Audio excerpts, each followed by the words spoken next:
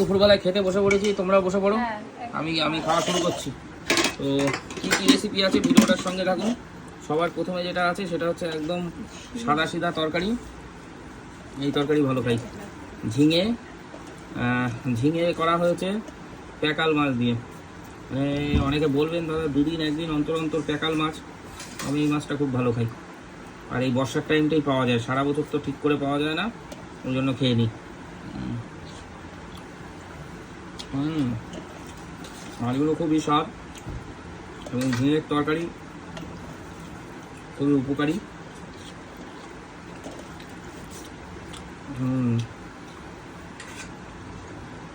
আজকে একটুখানি হচ্ছে এটা দারুণ জিনিস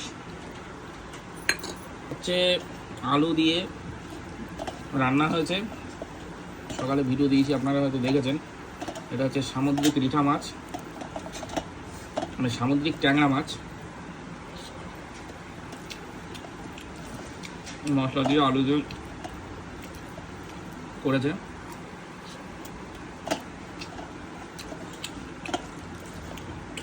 অনেক বড় সাইজের মাছ, মাছটা 15 কেজি ওজন ছিল।